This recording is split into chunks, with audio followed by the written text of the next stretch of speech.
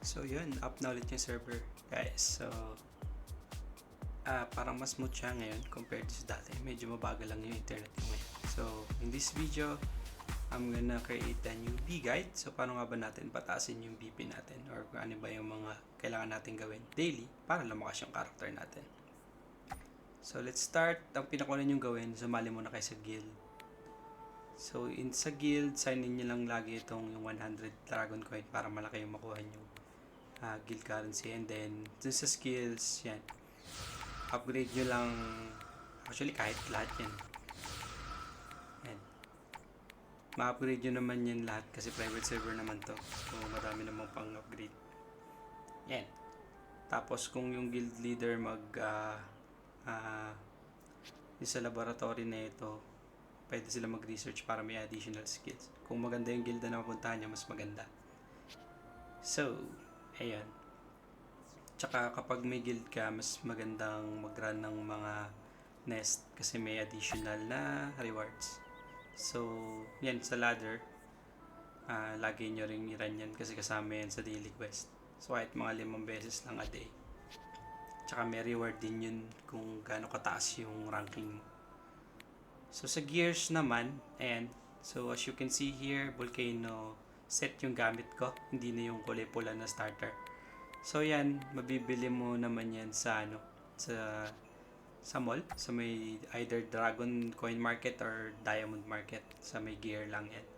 Tapos, isuot nyo yung volcano kasi siya yung pinakamataas yung stats, and then pwede nyo rin bilhin yung iba. Yan, kasi may charisma yan eh. So, once kumpleto mo yung isang set or yung gear, pwede mong i-activate yung charisma nila. Permanent na yun, yung stats na. And then, balik tayo dito sa gear.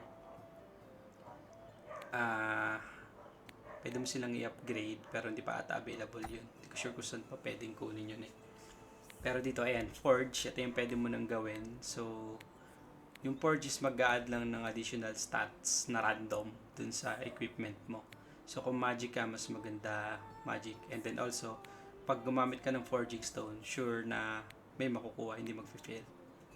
And so, yung mga requirements naman nun, mabibili mo sa shop. Then also, pwede mong i-refine gamit yung refine stone. So mamaya makikita natin kung saan makakakuha niyang refine stone na yan. So i-max out nyo lang yan hanggang sa mag-violet, or sasabihin naman niya kapag max na yung stats. And then pwede nyo ring i-enhance. Kailangan nyo lang kumuha na itong red agate. So hindi ko pa sure kung saan kumukuha ng red agate. So pag alam ko na, i-share ko rin sa inyo. And then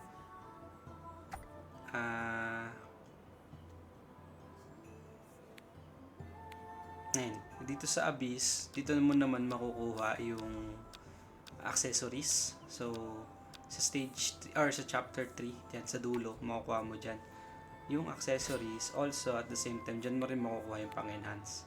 So mas maganda kung iraran mo to together with a guild member or a friend. So ito, mabilis lang yung run ito, diretso agad to sa boss. So kahit i-spam mo ng spam yan, kaso may stamina ata to, so dito mo na lang siguro gamitin yung stamina nyo. Mabilis lang, tapos agad.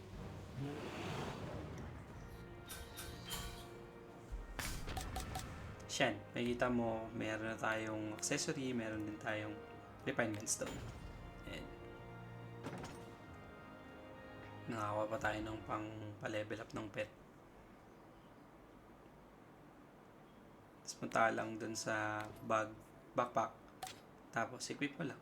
So grind nyo lang hanggat sa makuha nyo yung stats na gusto nyo. So yung nakuha ko strength tsaka vitality.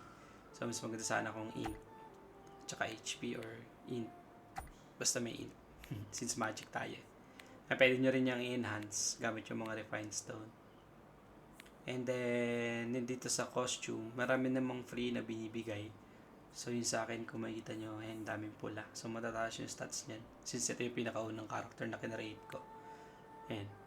So kailangan nyo lang i-equip yung kung alin yung mataas yung stats na bigay, yun yung equip nyo. And then pwede nyo namang i-display yung mga iba, or kung gusto nyo pag-combinein blue, kung ano yung gusto nyo itsura. Pwede naman yun sa closet. Pero dapat ang naka-equip sa inyo yung mataas yung stats. Yung kagaya niyang blue yun nasa ulo ko, mas maganda. So, dito sa costume, nandyan yung charisma. Yan. Kapag nakompleto nyo yung, for example yan, yung Future Warrior, libre lang yan. So, may 5 piece siya. Also, dito sa gear, ito yung sinasabi ko kanina, and Volcano Set, na-activate na yung charisma. Tapos yung iba, pwede nyo rin bilhin. Tapos activate nyo lang din yung charisma. Tsaka yan, yung sa weapon, at saka sa 3 piece yung sa mga wings. Kung alin yung mataas yung stats, makikita nyo naman yun. Yun na yung suot nyo. Then, next is dito sa may heraldry tab.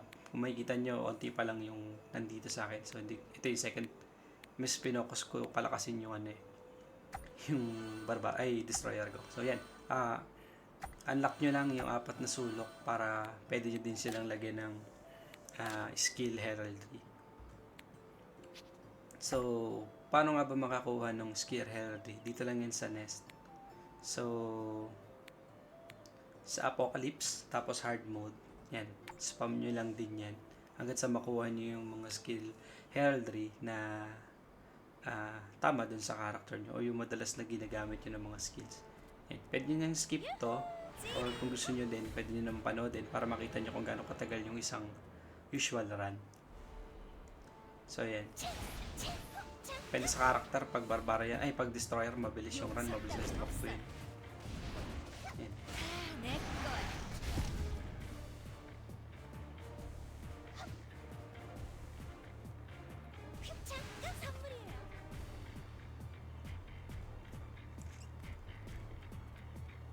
Ito mas maganda pag may kasama kayo dito. Kasi may immune stats yung boss dito.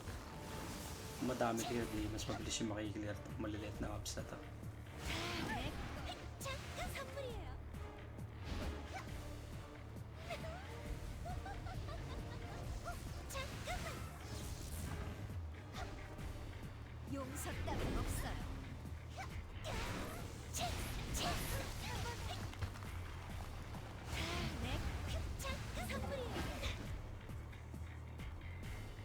Yung DM days, nung unang labas nung hindi private server nito, medyo mahirap tapusin ito eh. Pero mas masarap naman laruin yung gano'n. Parang start ka level 1. Mas enjoy yung laruin. Pero syempre, ito yung meron ngayon private server. So, enjoy na lang natin kung ano yung meron. Isa kasi yung Dragon isa sa mga pinakamagandang inilabas na RPG. Even nung PC days nila. Actually, meron pa naman sila ngayon yung PC days. Kaso medyo mahirap na yata maghabol dun ngayon. Kaya tapos masarap maglaro sa mobile kahit nakahiga ka lang.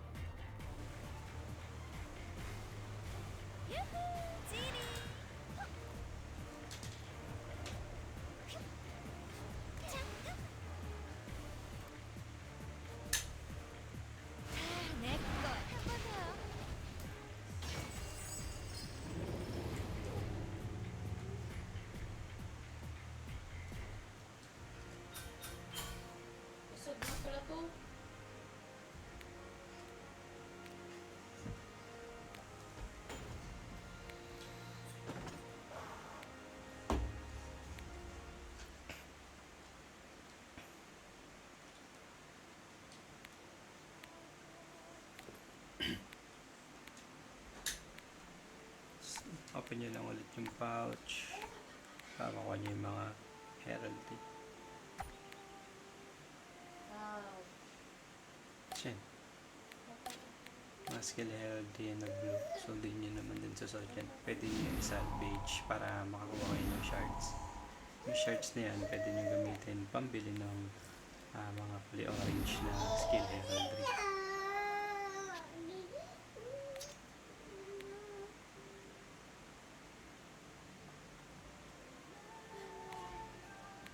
Which is yan, pag pumunta kayo sa skills tab, select nyo lang yung skill and yun, pwede nyo i-buy.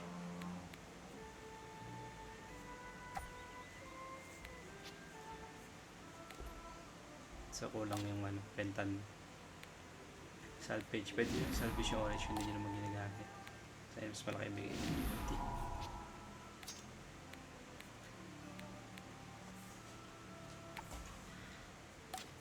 Then, buy nyo lang ulit.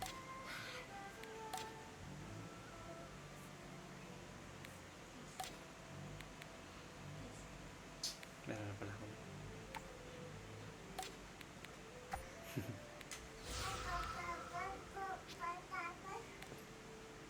Ayan.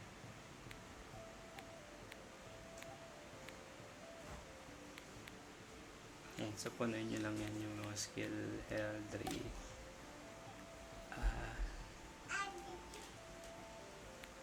Ayan, so ito naman yung mga heraldry for the stats. Tapos kung mapapansin nyo, merong magnifying glass sa gilid. So pag may ganun, ibig sabihin may extra stat yun. So yung gagastos lang kayo ng dragon coin. And then para naman ma-farm nyo yun dito sa nest, sa ano naman siya, sa manticore na hard. So yan, run nyo lang ulit.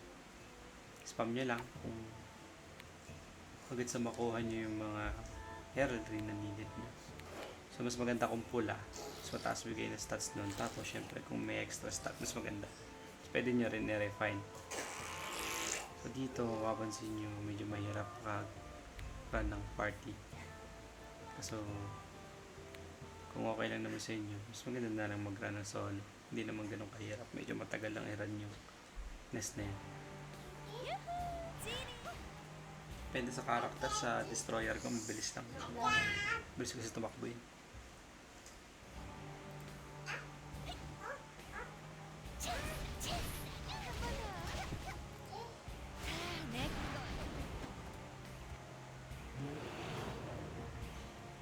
Pwede nyo rin skip na to. So, kung gusto nyo lang makita yung usual run kung gaano katagal, pala dyan yun lang din. Pero as I mentioned, depende sa character. Warrior, mabilis lang. Mabilis kasi tumakbo.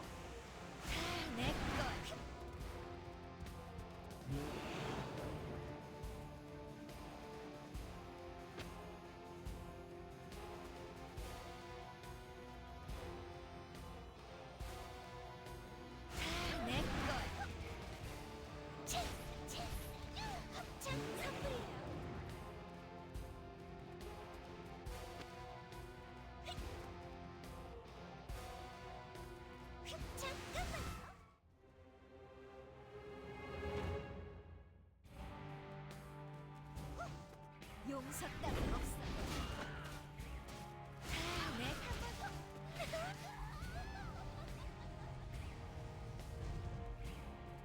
참 선물이에요.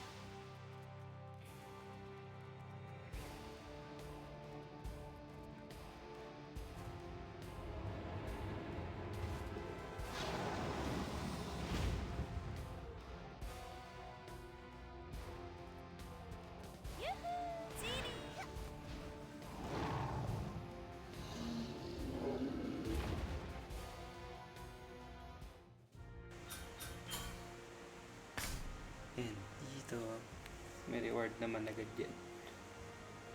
Ayan. Dalawa. Tapos, pag swerte ka, makakakuha ka pa dito sa treasure chest. Ayan, ganyan, 4. So, spam nyo na lang spam until makuha nyo yung mga desired nyo na herald plate. Open nyo lang lagi dito sa pouch. Pwede na rin i-salvage yun kung di naman ginagamit para makakuha kayo ng pang-refine ng herald blade.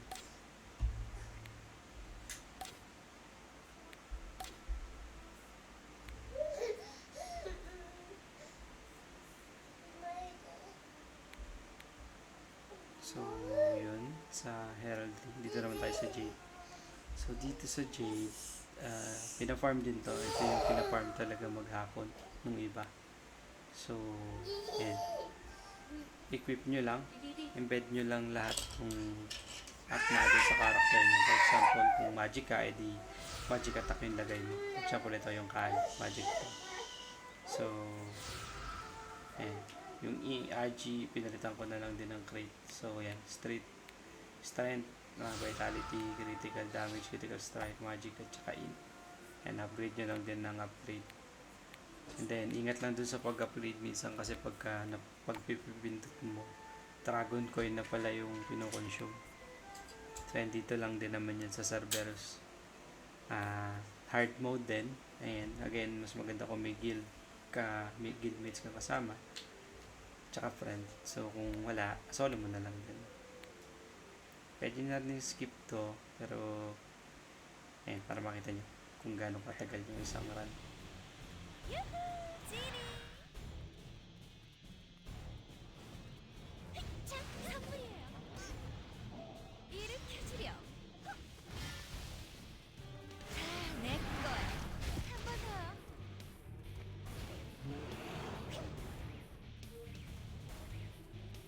용서 따윈 없어요.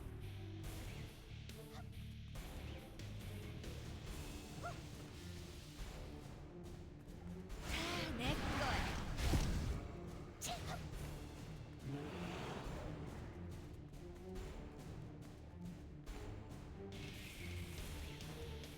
유후! 놀아볼까? 자,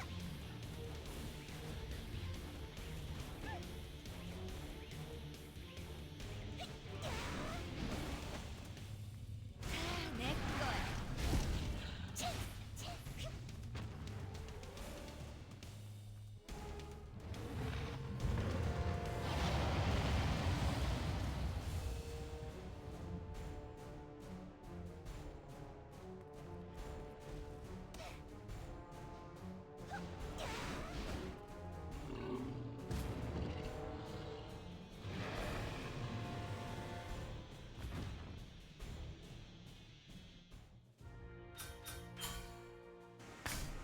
So, ayan.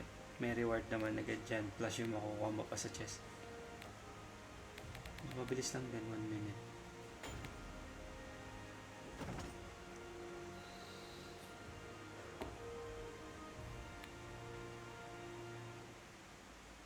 Yeah, 50. Not bad. So, pagka naka-farm na kayo, open nyo lang ulit dun sa backpack. Makikita nyo naman yun dun, may pouch dun. Open all nyo lang. Then, balik kayo dun sa Jade tab. Tapos, yan. Upgrade nyo lang ng i-upgrade. Actually, may combination din yan. So, pag click mo yung combination, may extra stats din yan. So, nandun naman kung ano yung ilalagay mo ng combination para makuha mo yung combination at saka yung stats ng combination. Ayan yung sinasabi ko. Minsan diamond, minsan gold yung kinukuha. Next is itong Dragonware. So, ayan, maganda, malaki din yung bigay ng stats nito. So, ganda kung S-rate yung makuha nyo kaysa dun sa kulay orange. Mas mataas yung bigay. And also, kung pare-parehas yung pangalan nila, may extra stats yun. Mapapansin nyo dun sa baba, may 2, 3, tsaka 4 set bonus. So, dito siya makukuha sa Dragon Soul.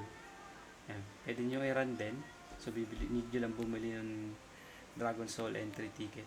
Or, kung gusto nyo naman, pwede nyo din i-sweep. Kaso, 200 yun. 200 Dragon Coin per sweep. Plus yung 100 pa na token. So, isang sweep mo, 300 Dragon Coin yung magagastos. Ayan, ito, tatry lang natin. So, ayan, may nakuha. Diyan, random. Kung minsan meron na wala kang makukuha, minsan meron na meron. Tapos yan naman, pwede mo ding i-salvage yung mga yan. So, pag sinalvage mo, may mga makukuha ka din naman na item.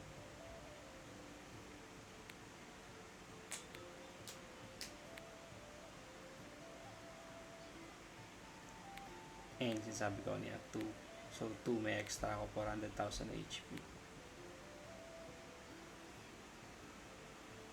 Next, yan, title. Kunin nyo na lang yung gusto nyo BP, mas mataas. Yung mga HP, mataas bigay.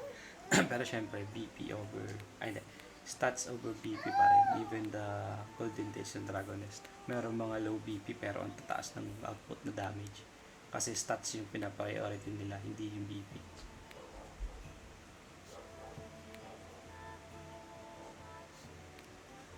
Tapos then, pwede ka din bumili pala ng mga costume gamit yung diamond or yung Dragon Coin Market. Tapos, again, once na kuha nyo na yung costume na yun, open nyo lang. Then, activate nyo yung charisma. Permanent na yung stats nun. Tapos, yan. Claim nyo lang kung ano yung merong pula dun sa mga tabs na yan. And then, also, ito, yung Fairy. Importante rin to. Actually, malaking bigay na itong BP. So, kung swerte ka dun sa gacha ng Fairy, ayan, kagaya niyan, tatlo. Medyo swerte na yan. Magkakaiba pa. So, iset as captain nyo lang, depende sa stats or dun sa skill nung Fairy. So, mayroon pang PvP, pwede rin pang PvE. At saka yan, pwede mong i-awaken basta meron ka nung awaken potion para mas mataas yung stats nila. Pa-levelin nyo lang din. And dun sa, papakainin nyo lang sila para mag-level. And namimigay naman sila lagi nitong egg na pang-roll. So, ayan sa Fairy. Ano pa ba?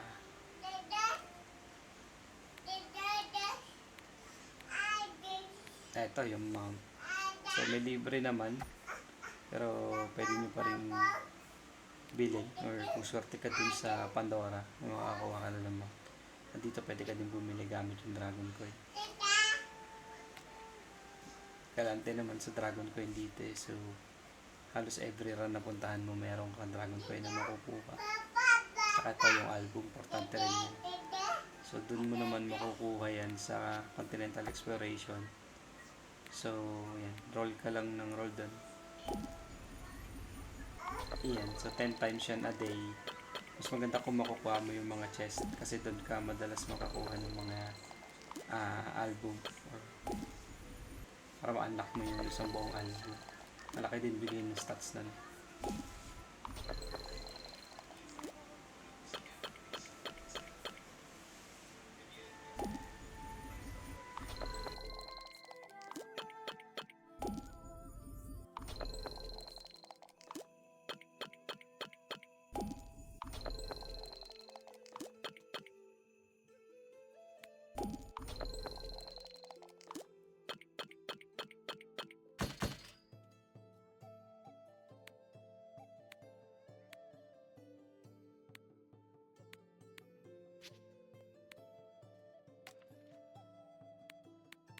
Ayan.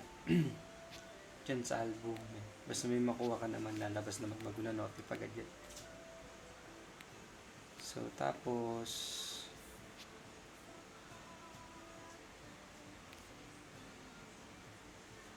by the way, yung egg na nakukuha nyo dun sa yung pula, pwede nyo gamitin yan pambili ng pet. Ay, Fairy. Tapos ito, importante dito moniker. So, para ma-upgrade yung moniker, kailangan mo ng battle medal. So, saan ka ba makakabili ng battle medal? Sa guild shop, daily meron yan. And then, sa Saint shop, meron din yun. Pero, ayan. Dito ko dyan ng battle medal. Pumunta tayo sa Saint shop. Ayan, kailangan mo naman yung pulang medal na yan. Yung holy medal na yan. So, paano ka makakakuha ng holy medal? Yung holy medal, nandun yan sa daily quest. So, doon sa upper left and you meet the Dark Princess, accept mo lang yan. Tapos dito, kailangan mo lang tapusin yung mga yan. It's either kung maganda yung guild na napuntahan mo, may mga nagdo-donate. Pero, ang mahirap lang naman kunin dyan yung kailangan mo pang dumaan ng cooking. So, yung mga steamed fish, yung ano pa ba yun? Mga wheat, something. And mahirap kasi madalang mag-donate nun. Pero itong mga to, pwede mong i-sweep lang. Gamit yung sa stamina mo. Ayan. So mamaya papakita ko rin yung sa home, kung paano, ano yung meron sa home. Doon naman, fishing at saka cooking naman doon. So yan, once matapos mo yun, makakakuha ko ng 5. So kapag nakasampu ka, makakabili ka ng isang medal. Yan, dito tayo sa home naman.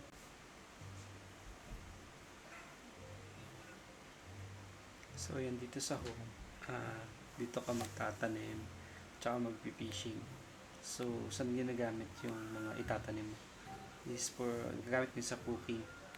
Kasi kagaya nitong Fairy Fiery Trice Ball na yan, minsan requirement yan dun sa daily quest para makuha mo yung holy medal.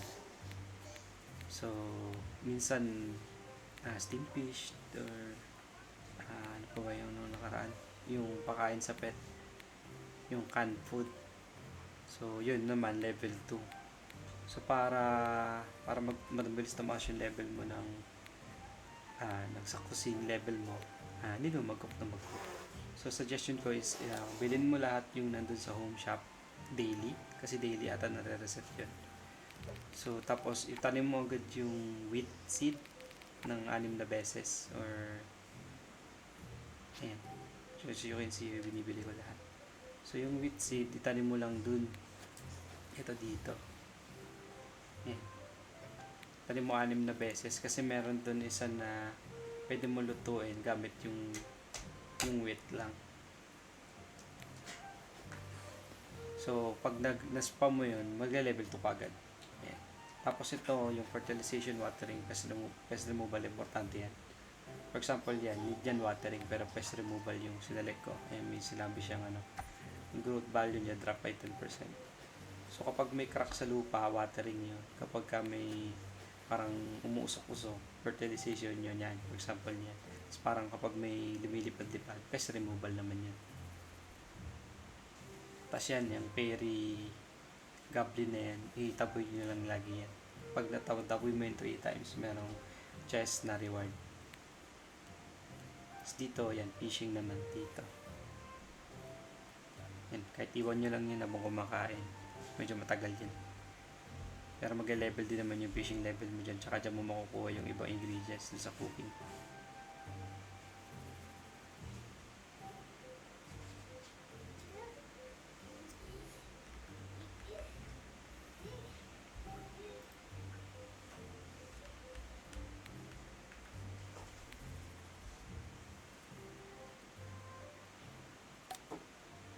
So, yun lang naman sa home. Tapos pwede mo din i-visit yung mga home ng friend mo. Tapos pwede magnakaw ng mga pananim doon.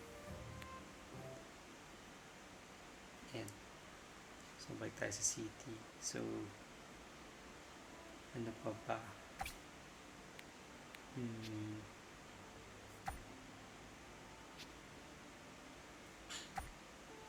So, I think yun lang naman so far for now. So, naglalaro lang ako nito may time. So, ayun yung based sa mga nabasa ko at sa experience, yun yung mga need mo gawin. Kung gusto mo tumaas or lumakas yung character mo. Tapos, ang pinaka ginagrind talaga yung sa Cerberus Nest kasi yung Jade doon, madaming bigay. So, hanggat may gold ka, pwede ka mag-upgrade. Ayan.